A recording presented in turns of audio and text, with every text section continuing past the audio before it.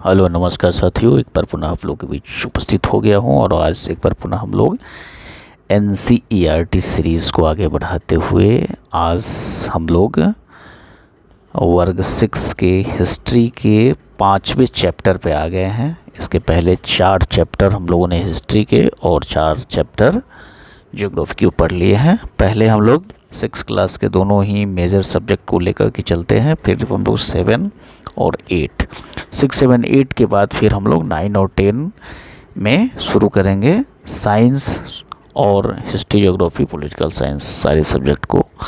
NCERT क्यों इतना आवश्यक है? पिछली परीक्षाओं को अगर सूक्ष्म निरीक्षण आप लोगों ने किया होगा तो पता चल गया होगा कि अब एनसीईआरटी को पढ़े बिना आपको गुजारा नहीं है। इसलिए समय न गंवाते हुए आप वीडियो को देखें, अधिक से अधिक इसका लाभ उठाएं।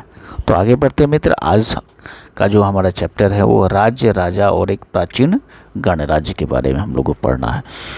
यहाँ और आज के चैप्टर पे चलते हैं हम लोग। कुछ लोग शासक कैसे बने, शासक कैसे बने? तो शासक बनने के लिए राजा बनना होगा, लेकिन महाजनपद काल के जो राजा थे और वैदिक काल के जो राजा थे, दोनों में काफ़ी अंतर था।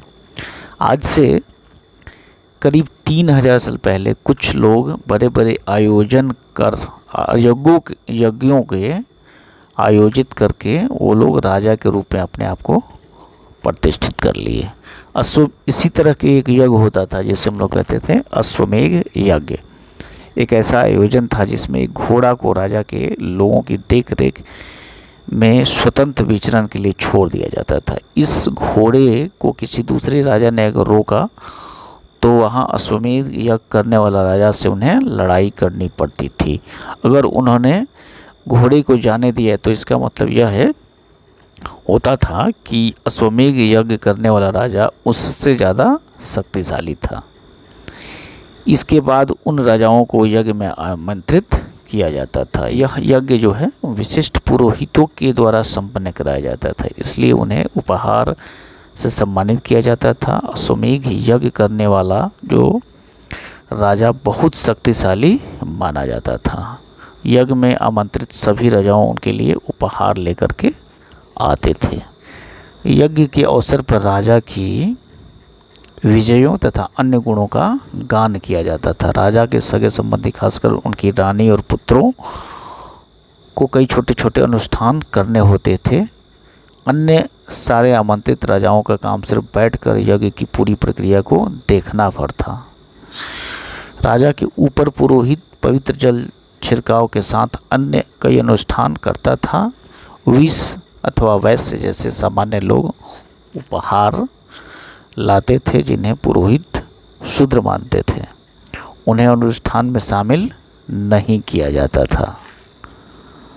वर्ण, तो उस समय का जो सामाजिक वर्ग था वो 4 भागों में बटा हुआ था: ब्राह्मण, क्षत्रिय, वैश्य और शूद्र। ब्राह्मणों का काम वेदों का अध्ययन, अध्यापन, यज्ञ करना था, इसके लिए उन्हें उपहार मिलता था। क्षत्रियों का काम युद्ध लड़ना और लोगों की रक्षा करना था। वैश्यों का काम खेती, पशुपालन और व्यापार करना था, और शूद्रों का काम अन्य तीनों की वर्गों का सेवा करना था। बढ़ते हैं आगे। जनपद, महायज्ञों को करने वाला जो राजा अब जन के राजा न होकर महाजनों के राजा माने जाने लगे। जनपद का शाब्दिक अर्थ होता है जन के बसने की जगह। कुछ महत्वपूर्ण जनपद जो कि अभी हम लोग आगे देखेंगे। पुरातत्वविदों ने इन जनपदों की कई बस्तियां की खुदाई की है। इसमें दिल्ली के पास पुराना किला, उत्तर प्रदेश के मेरठ के पास हस्तिनापुर और एटा के पास अतरंजी खेड़ा इसमें से प्रमुख है। खुदाई से पता चला कि लोग झोपड़ियों में रहते थे, मवेशियों और अन्य जानवरों को पालते थे। वे लोग चावल, गेहूं, धान, जौ, दालें, गन्ना, तिल और तथा सरसों जैसी फसलें उगाया करते थे। लोग मिट्टी के बर्तन भी बनाते थे। इनमें कुछ धूसर और कुछ लाल रंग के होते थे। इन्हें ही कहा जाता था चित्रित धूसर पात्र। महाजनपद, करीब 2500 वर्ष पहले कुछ जनपद बहुत अधिक महत्वपूर्ण हो गए जिन्हें महाजनपद कहा जाने लगा। इनमें से देख सकते हैं, इस चित्र में देख सकते हैं, जैसे कि जो सबसे प्रमुख महाजनपद था वो था मगध था, वैशाली था, उज्जैन था, हस्तिनापुर था। इसके अतिरिक्त तक्षशिला था। ये बड़े बड़े, और इसमें सबसे शक्तिशाली जो था कौशाम्बी था, सबसे शक्तिशाली मगध हुआ करता था। ऐसा लगता है कि लोगों ने राजाओं के आक्रमण के डर से अपनी सुरक्षा के लिए इन किलों का निर्माण किया होगा। कुछ राजा अपनी राजधानी के चारों ओर विशाल, ऊंची, प्रभावशाली दीवार खड़ी कर समृद्धि और शक्ति का प्रदर्शन भी करते थे। इस तरह से किलों के अंदर रहने वाले लोग उनकी और उन पर नियंत्रण रखना आसान हो जाता था। इसी तरह विशाल दीवार बनाने के पीछे व्यापक योजना की आवश्यकता थी और लाखों की संख्या में ईंटों और पत्थरों का इंतजाम करना पड़ता था। हजारों स्त्री, पुरुषों और बच्चों ने अथक परिश्रम किया होगा। इनके लिए संसाधनों की आवश्यकता पड़ी होगी। जैसे यहाँ देख सकते हैं कौशाम्बी किले के दीवार, जो कि अभी तक 2500 वर्ष पहले बना था और आज भी यह इसकी अवशेष मिला हुआ है और आज भी यह ज्यों का त्यों बना हुआ है। तो समझ सकते हैं कि यह किस विधि से और कितने अथक परिश्रम से इसे बनाया गया होगा। राजा अब सेना रखने लगे थे। सिपाहियों का नियमित वेतन देकर पूरे साल रखा जाता था। कुछ भुगतान संभवतः आहत सिक्कों के रूप में दिया जाता था। अब जो राजा थे, जो महाजनपद के जो राजा थे और वैदिक काल में जो राजा थे, दोनों में काफ़ी अंतर हो गया था। अब जो राजा थे ये विशाल किले बनवाते थे, बड़ी सेना रखते थे। इसके लिए उन्हें प्रचुर मात्रा में संसाधन की आवश्यकता होती थी, उन्हें कर्मचारियों की आवश्यकता होती थी। अतः महाजनपदों के जो राजा थे लोगों द्वारा समय समय पर लाए गए उपहार पर निर्भर न होकर के नियमित रूप से वो लोग कर वसूलने लगे। कहाँ किससे कर लेते थे? तो फसलों पर लगाए गए कर, कारीगरों के ऊपर कर लगाया गया, फिर पशुपालकों को जानवरों तथा उनके उत्पाद के रूप में कर देना होता था, व्यापारियों को सामान के रूप में कर देना होता था, आखेटकों, संग्राहकों को जंगल से जो वस्तुएं प्राप्त होती थी वो ले आकर के देना होता था। इस प्रकार राजा कई तरह के कर लेने लगा था। कृषि में भी परिवर्तन आ गया था। इस युग में कृषि के क्षेत्र में 2 परिवर्तन आए थे। हर के फाल से अब लोहे के बनने लगे थे। अब कठोर जमीन भी फार्म को लगा करके उसे उपजाऊ बनाया जा सकता था। दूसरा जो था, लोगों ने धान का पौधे का रोपण शुरू कर दिया था, अर्थात खेती को बीज छिड़क कर धान उपजाने के बजाय धान की पौधा तैयार करके उनका रोपण शुरू कर दिया था। अब पहले की तुलना में बहुत ज़्यादा पौधे जीवित रह जाते थे, इसलिए पैदावार भी ज़्यादा होने लगी थी। सूक्ष्म निरीक्षण में यहाँ हम लोग देख सकते हैं मगध का, माइक्रो टीचिंग का है, मगध के बारे में हम लोग यहाँ देख सकते हैं। और दूसरा है वजी के बारे में। इन दोनों ही चीज़ों को आप लोग देख सकते थे। महाजनपद काल में सबसे जो शक्तिशाली क्षेत्र था, जो शक्तिशाली महाजनपद था, वो था मगध।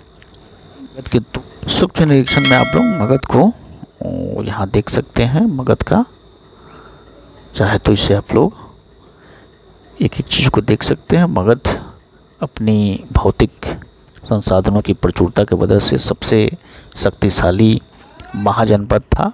इसमें प्रमुख शासकों में बिंबिसार, अजातशत्रु के नाम लिए जाते हैं।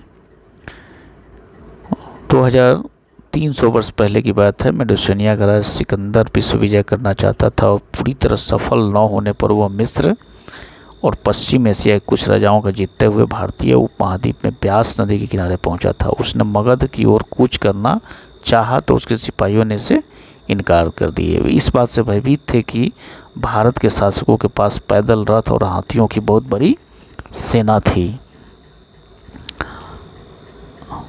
मगध के ही बगल में वजी महाजनपद था और वजी इसलिए महत्वपूर्ण है क्योंकि यहाँ पे एक अलग तरह की शासन व्यवस्था थी और इस शासन व्यवस्था की गण या संघ कहते हैं। गण या संघ में कई शासक होते थे। इसमें प्रत्येक व्यक्ति राजा कहलाता था। ये सभी राजा विभिन्न अनुष्ठानों में एक साथ संपन्न करते थे। राजा सभाओं में बैठ कर के बातचीत, बहस और वाद विवाद के जरिए काम किया करते थे कि क्या करना है, किस तरह से करना है। शत्रुओं के आक्रमण से निपटने के लिए वे मिलकर चर्चाएं करते थे। स्त्रियां, दास और कमकार इन सेवाओं में भाग नहीं लेते थे। तो वजी संघ का जो वर्णन है वह दीर्घ निकाय से लिया गया। दीर्घ निकाय प्रसिद्ध बौद्ध ग्रंथ है, आपको पता है, जिसमें बुद्ध की कई व्याख्यान दिए हैं। यह करीब 2300 वर्ष पहले लिखा गया था। अजातशत्रु और वजी संघ।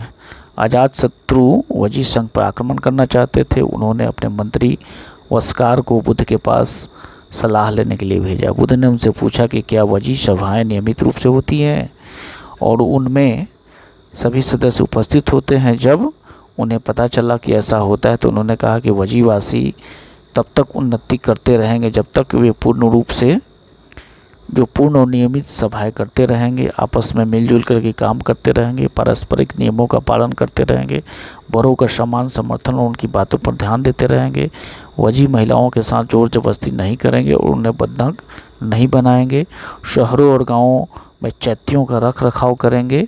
विभिन्न मतावलंबी संतों का सम्मान करेंगे तथा उनके आने या जाने पर कोई रोक नहीं लगाएंगे। तो इसको आप लोग नोट कर लेंगे। ये जो 2 माइक्रो टीचिंग के अंतर्गत मगध और वजी संघ के बारे में, वजी महाजनपद के बारे में दिया गया है, इनकी मुख्य बातों को आप लोग नोट करेंगे। कई शक्तिशाली राजा इन संघों को जीतना चाहते थे। इसके बावजूद उनका राज्य अब से लगभग 1500 वर्ष पहले तक चलता रहा। उसके बाद फिर गुप्त शासकों ने गण और संघ पर विजय प्राप्त कर उन्हें अपने राज्य में शामिल कर लिया। इसके बारे में हम लोग आगे भी पढ़ेंगे। तो इस प्रकार ये पाठ समाप्त हुआ। कोई बहुत बड़ा पाठ नहीं है। इन सारी चीज़ों को आप लोग नोट कर सकते हैं, देख सकते हैं। एक बार तो आप लोगों को तेज़ी से इसका रैपिड रीडिंग करके फिर दूसरी बार में जब हम लोग एक एक चीज़ों पर ध्यान देते हुए जब पढ़ेंगे तो बहुत सारी चीज़ें हमारी क्लियर हो जाएगी। तो ये पाठ समाप्त हुआ। वीडियो कैसा लगा अपनी राय अवश्य लेंगे। बहुत बहुत धन्यवाद मित्र।